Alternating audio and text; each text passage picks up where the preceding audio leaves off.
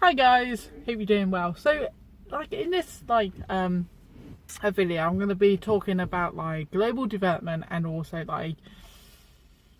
what kind of conditions that some children may have as well as global development. Some children may just have global development. Global development itself is, I don't think it's classed as a disability, but usually it will have a disability or condition with it. Not always, but the general term is by the age of that they go to school, a 4 or 5, it depends on their learning.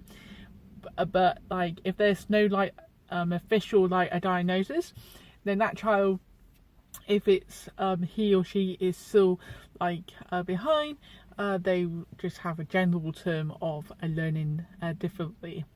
And all that means in hindsight is basically they may be slower at learning.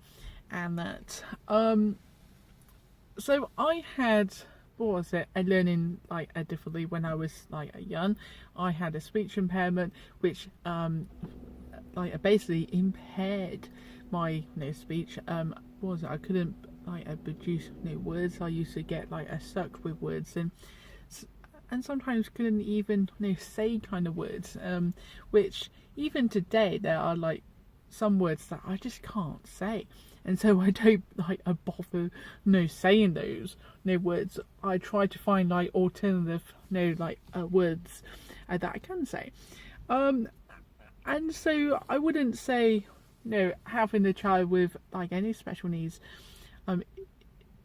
is easy. Of course it's not, but at the same time, what I want to do in the videos is literally tell you my experience, not only from my point of view, but also from a parent point of view.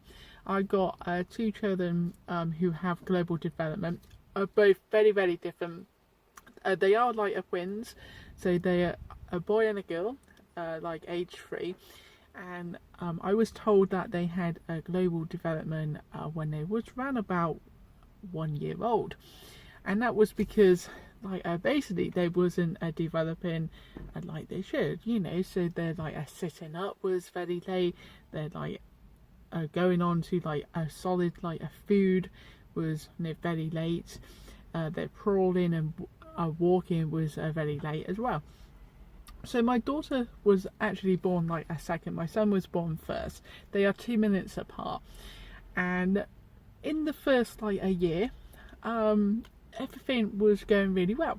As a new mum, I was basically really enjoying the fact that I had 2 beautiful babies, and I didn't even think, because you don't, because when you are a mum or a dad, as parents, you just see your babies as special anyway.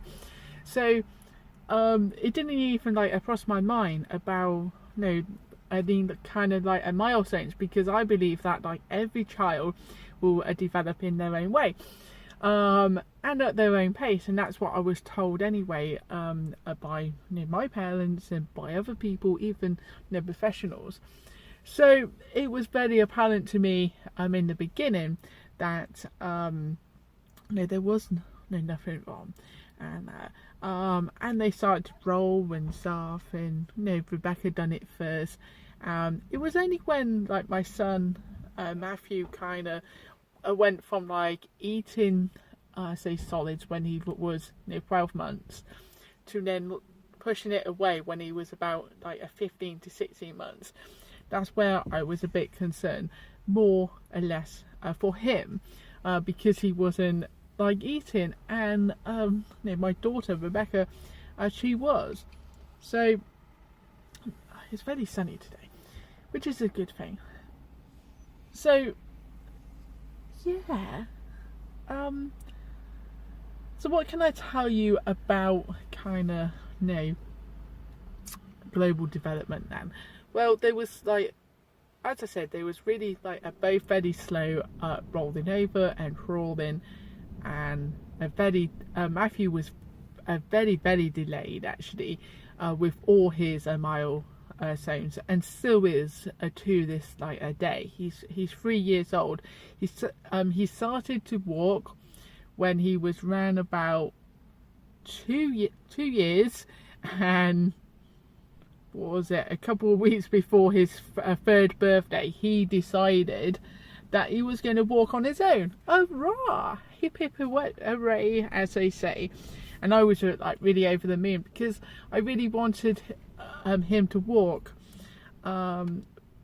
before he was like a 3, just because it's like it would have been a huge achievement, and it is a huge achievement for him. Now, one thing I will say now,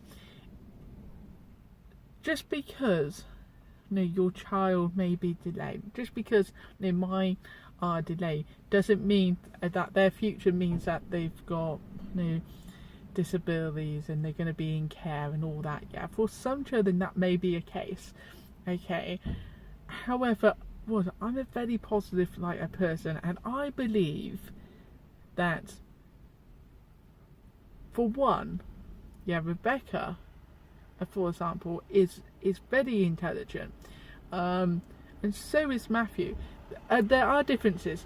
So Rebecca can speak, she can talk, she's using more words now and putting them together, and we're having conversations, and her understanding is really, really good, like it should be for a 3-year-old. I mean, she will have tantrums and that, and it's the same with Matthew. He will have no tantrums.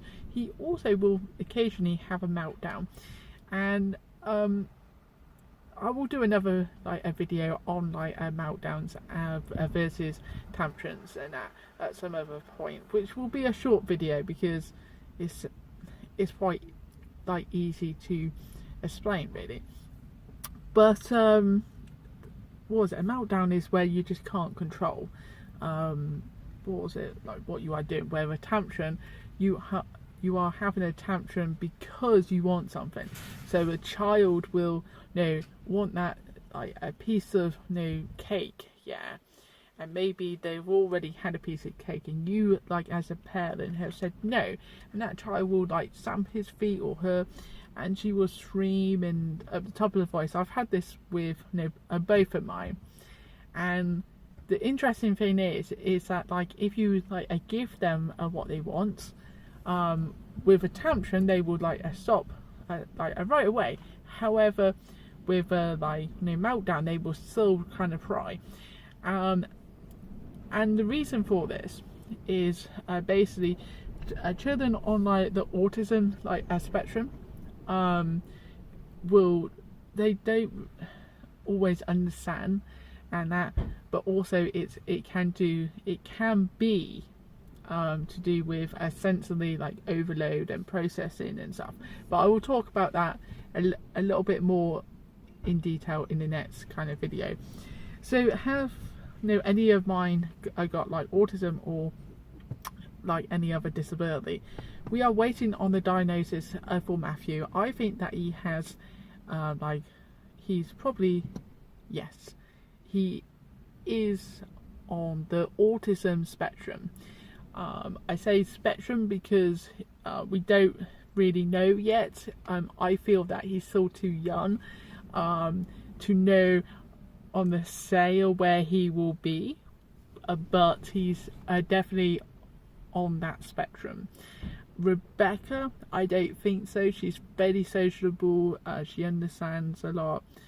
I mean, she's very much like her cousin was when she was a tot. And she's very active, hyperactive, and that, like any child really, and especially girls. And yeah, she's just really getting on really well. She's a little bit behind with her her speech, but she hasn't got a impairment or nothing. Her learning is very good, where Matthew learning is probably round about another year behind, or say 18 months behind. So however, that doesn't mean that his future is not going to be a good one, of course.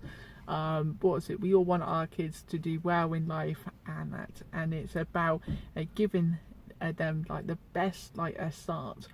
So the more like say interaction we can have like with our kids, especially if they are on like the autism like a spectrum, but even if they are not, like sensory activities. I'm going to do a video on sensory play and intensive like interaction, and with children with autism and also without autism as well, because it's really important that we play with our kids, and it's really important as well for kids to play like alone, to play with their peers, and but it's putting that time aside where you as a parent can actually play with them, on a one-to-one, and I think that's really important. So I will be doing a video like on that. So we've kind of spoken about like global development and a little bit about like autism. I will do another video about like what is autism, but most of you will probably know what autism is. With Matthew, it's what is it? He like will flap his hands very very fast and like bounce and that. And I will put some clips in probably somewhere on this video. But he does make eye contact more now, and he will look at you when you are talking to him. So this is all good sign. However, I still think he's on like the spectrum, and so does way up. There's a wasp. Whoa, that wind is getting up. Whoa, they said that the weather's going to change, and I think it is. Anyway guys, I'm gonna go. I can catch you later.